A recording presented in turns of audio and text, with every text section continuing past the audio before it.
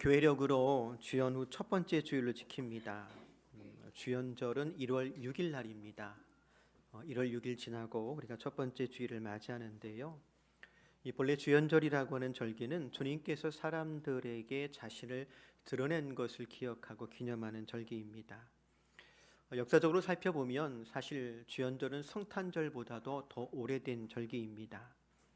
주연절을 처음 지킨 것은 동방교회에서부터 지키기 시작했는데요. 동방교회에서는 예수님께서 세리를 받으신 사건을 이 주연절과 연관시켜서 기념하였고요. 서방교회에서는 동방박사들이 예수님을 찾아와서 경배한 사건과 연관지어서 주연절을 기념하곤 했습니다. 오늘날 우리는 주님께서 어두운 세상에 빛으로 오셨다라고 하는 것, 그것을 기억하면서 우리의 빛된 사명을 다짐하는 절기로 이 주연절을 지킵니다. 즉 선교적인 사명을 감당하여서 빛되신 주님을 널리 전하는 교회와 성도가 될 수 있기를 바랍니다. 오늘 저와 여러분이 요한 1서의 마지막 부분 함께 읽었습니다. 결론이고 또 마지막 당부와도 같은 말씀을 읽었는데요. 그 내용이 무엇이냐? 특별히 21절에 보니까 이렇게 전하지요. 자녀들아 너희 자신을 지켜 우상에게서 멀리하라. 우상에게서 멀리하라. 우리가 익히 알고 있는 십계명의 두 번째 계명을 떠올리게 합니다. 출애굽기 20장 4절에 보면 너희는 우상을 만들지 마라. 위로 하늘에 있는 것이나 아래로 땅에 있는 것이나 땅 아래로 물속에 있는 것에 그 어떠한 모양도 만들지 마라 라고 말씀하십니다. 그리고 이어 경고하시기를 하나님은 질투하시는 하나님이시다 라고 말씀하시고 심지어 우상 숭배하는 사람에게는 3, 4대까지 벌하시겠다는 말씀도 하신 걸 읽을 수가 있습니다. 하지만 오늘 저와 여러분이 본문을 통해서 한 번 더 생각해 볼 것이 있습니다. 여기서 본문이 말하고 있는 우상은 하늘에 있는 것이나 땅에 있는 것이나 혹은 물속에 있는 것의 어떤 형상을 만드는 것과는 사뭇 다른 어떤 것이라고 하는 겁니다. 물론 그런 형상을 만들어 섬기는 것도 우상 숭배지요. 또 지금도 그런 우상 앞에 절하며 복을 구하는 사람도 얼마든지 있을 겁니다. 하지만 적어도 교회 다니는 사람이라면, 예수 믿는 사람이라면 그건 우상 숭배야. 하나님만이 우리에게 복을 주시고 하나님만이 우리 인생을 책임지신다라고 하는 것 너무나 잘 알고 있을 겁니다. 이는 사도 요한의 시대도 마찬가지였을 겁니다. 사도 요한이 마지막으로 목회했던 곳이 에베소입니다. 에베소는 항구 도시였고 그 도시는 아뎀이라고 하는 여신을 숭배하는 그런 도시였습니다. 매년 아뎀이라고 하는 여신을 기념하는 큰 축제가 있었고 또 그 도시에서는 아뎀이 우상을 만들어 파는 것이 아주 돈 잘 버는 일종의 사업이기도 했더랍니다. 하지만 처음 에베소에 복음을 가지고 들어갔던 사도 바울이 에베소에서 복음을 전할 때 우상을 멀리하라고 가르칩니다. 또 그 가르침 때문에 에베소에서는 큰 소동이 있었더랍니다. 만약 예수 믿는 사람이 우상 숭배와 타협했더라면 처음부터 큰 소동이 있을 리 만무하지요. 하지만 처음부터 교회는 또 성도들은 우상 숭배와 타협하지 않았더랍니다. 그래서 사도 바울의 시대나 그리고 사도 요한의 시대나 그리고 오늘 우리 시대도 역시 마찬가지입니다. 예수 믿는 사람들에게 사람의 손으로 만든 형상, 그런 우상은 더 이상 큰 문제가 되지 않을 겁니다. 그렇다면 여기서 사도 요한이 우상을 멀리하라라고 할 때 그 우상은 아데미아와 같은 사람의 손으로 만든 그런 우상을 의미하는 것은 아닐 겁니다. 그래서 생각해 봅니다. 과연 만년에 그 사도 요한이 사랑이 가득한 눈으로 에베소 교인들을 바라보면서 내 자녀들아 우상을 멀리해라 라고 마지막으로 당부할 때 그가 염두하였던 우상은 과연 무엇이었을까? 오늘 우리가 읽은 본문을 좀 미루어 생각해 보건대 그 첫 번째 우상은 걱정과 염려라고 하는 우상일 겁니다. 우리가 잘 아는 말씀 갈라디아서 4장 8절에 보면 이렇게 전하고 있지요. 전에는 여러분이 하나님을 알지 못해서 본뒤 하나님이 아닌 것들의 종노릇을 하였지만 지금은 여러분이 하나님을 알 뿐만 아니라 하나님께서 여러분을 알아주셨습니다. 옳습니다. 전에는 하나님 몰랐단 말이지요. 그렇지만 이제는 그리스도 예수 안에 나타나신 독생자의 영광, 하나님의 은혜와 진리가 충만한 그분으로 인하여서 하나님도 알게 되었고, 또 그리스도 예수를 믿음으로 말미암아 우리가 구원받은 새 사람이 되었습니다. 이걸 가리켜서 중생했다 혹은 신생했다라고 표현하곤 하지요. 어떻습니까, 여러분? 우리가 그리스도 예수 안에서 다시 태어난 건 맞습니까? 그렇다면 우리가 꼭 알아야 될 것이 있지요. 오늘 읽은 본문의 말씀 18절 보니까 이렇게 이르세요. 하나님께로부터 난 자는 다 범죄하지 아니하는 줄 우리가 아노라. 하나님께로부터 나신 자가 그를 지키심에 악한 자가 그를 만지지도 못하느니라.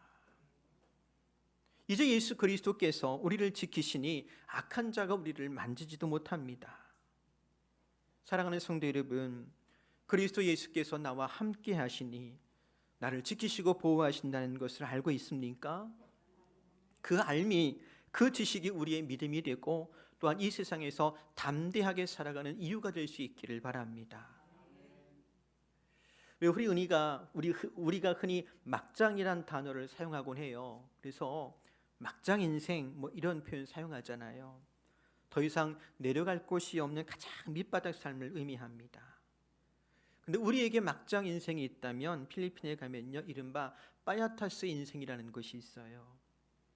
사진에 보는 곳과 같은 곳인데요, 이 빠야타스가 어떤 곳이냐면 메트로 마닐라 1200에서 1300만 명이 살거든요.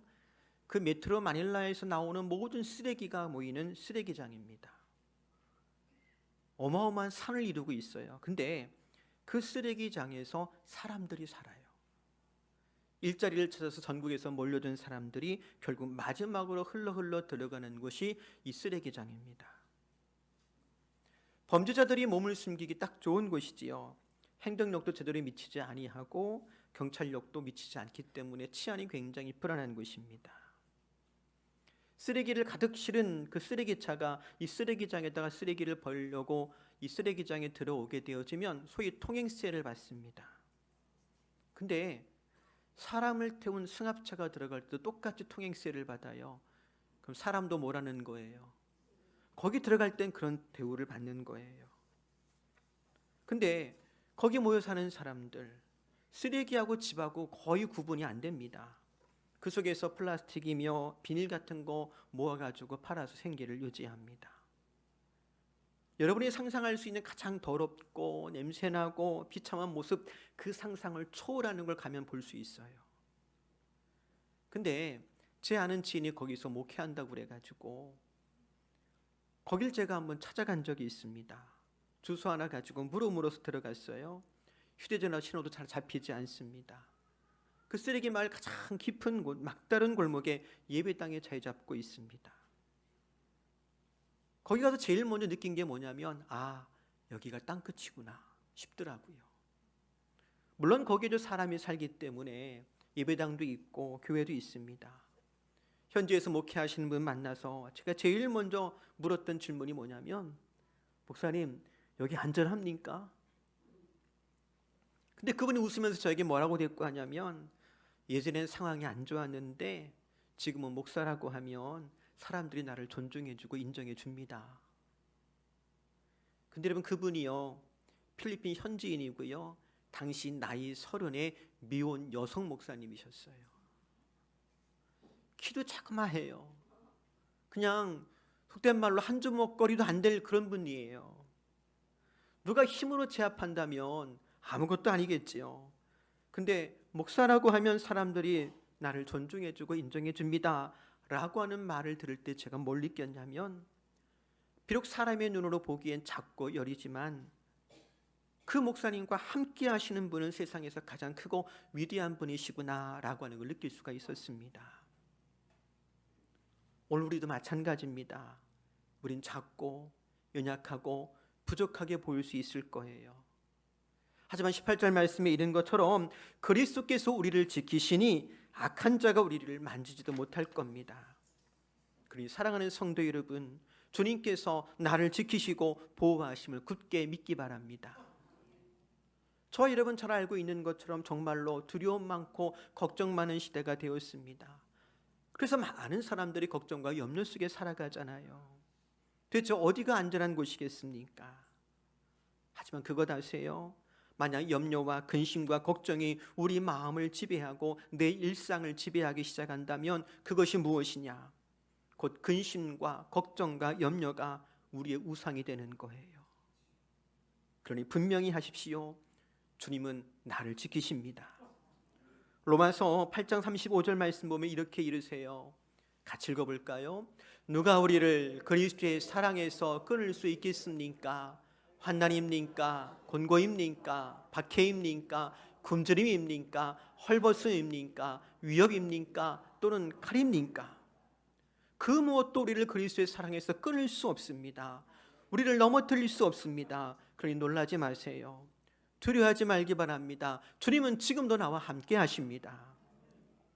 그 이름의 권세와 능력을 믿음으로 이 근심 많고 걱정 많은 세상 가운데서 도리어 자유함으로 주님의 평강을 누리는 저와 여러분 될 수 있기를 주의 이름으로 축복합니다.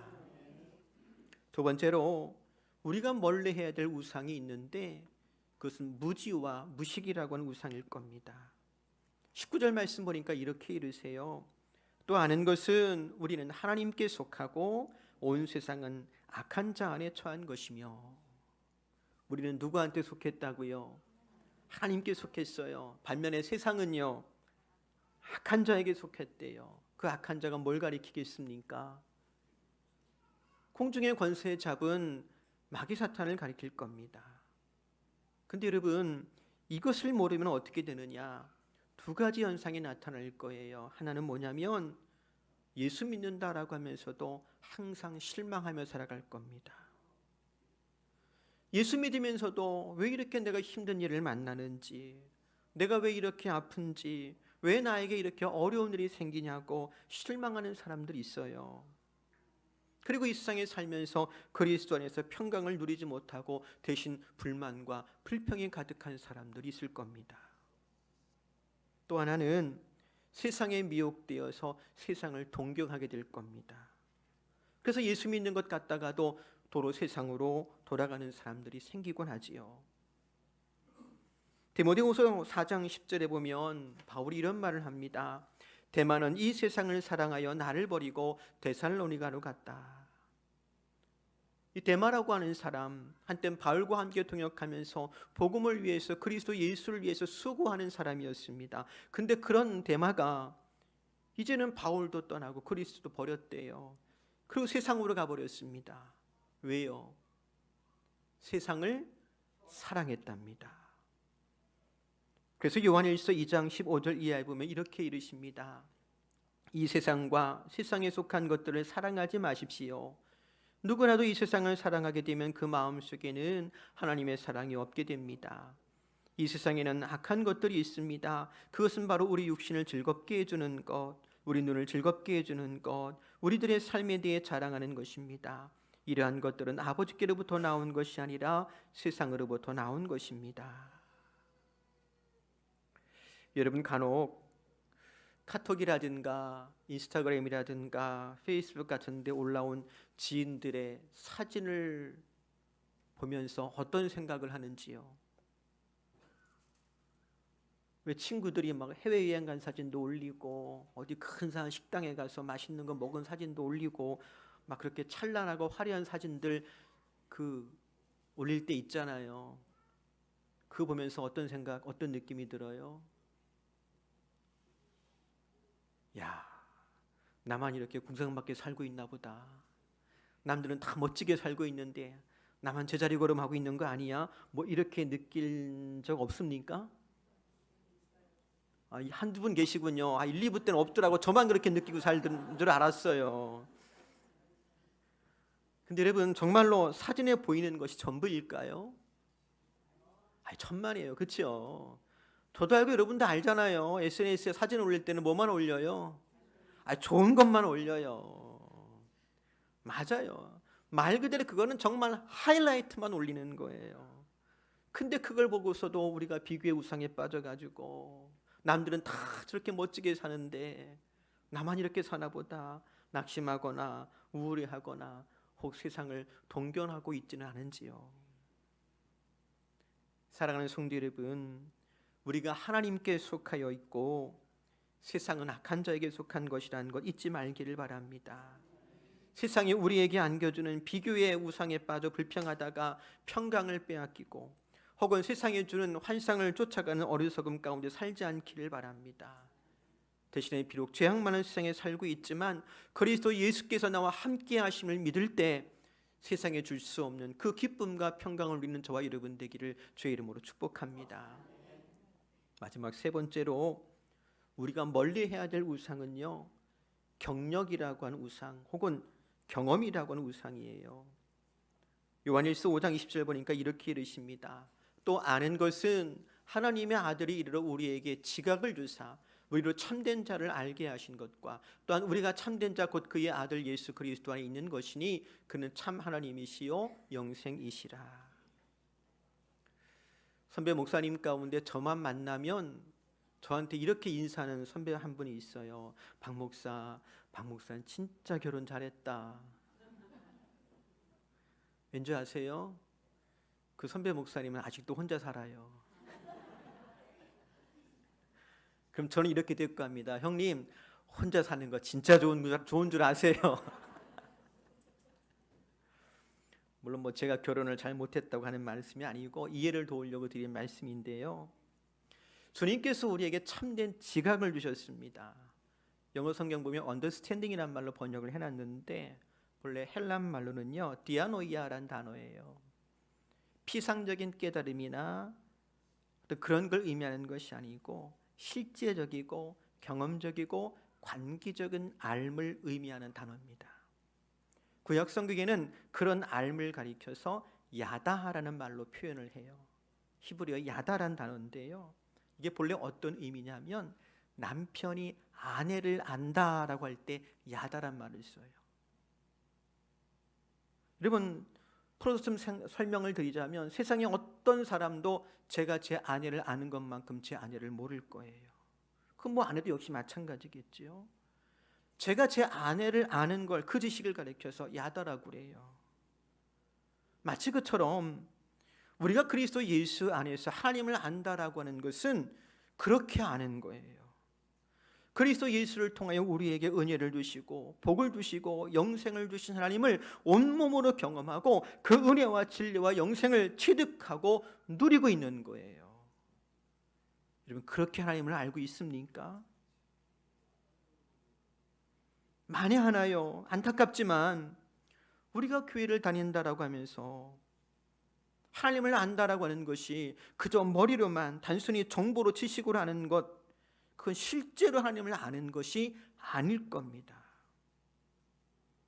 혹이라도 우리가 예수님 믿는다고 말하지만 우리에게 영생을 주신 하나님의 신성한 능력을 알지 못한 채 신앙생활을 한다면 그건 실제로 우리 주 하나님을 아는 것이 아닐 거예요.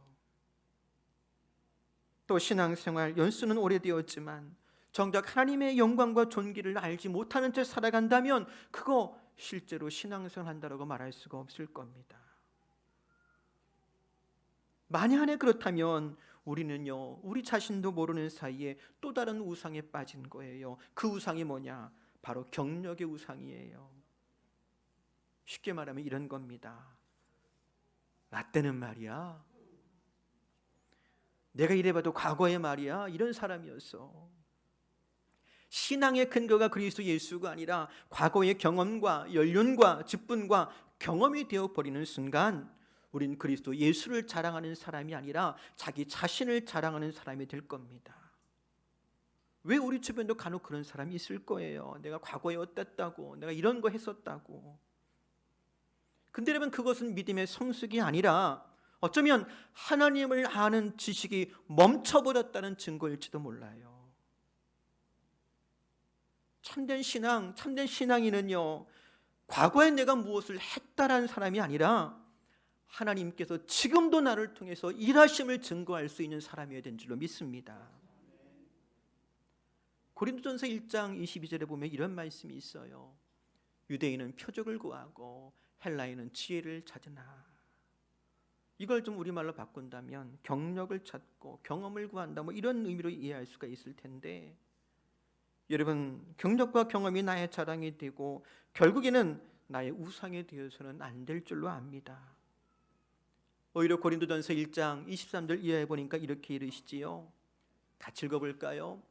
우리는 십자가에 못 박힌 그리스도를 전하니 유대인에게는 거리끼는 것이요 이방인에게는 미련한 것이로되 오직 부르심을 받은 자들에게는 유대인이나 헬라인이나 그리스도는 하나님의 능력이요 하나님의 지혜니라. 여기서 다시 한번 그리스도 예수를 아는 지식이 가장 고상하다라고 고백했던 바울의 고백을 생각하게 합니다.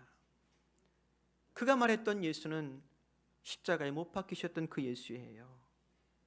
나를 위해 고난받으시고 죽으신 그리스도 예수를 생각할 때 우리도 겸손히 이름도 없이 빛도 없이 내가 마땅히 지고 가야 될 그 십자가 지고 주를 따르는 겁니다.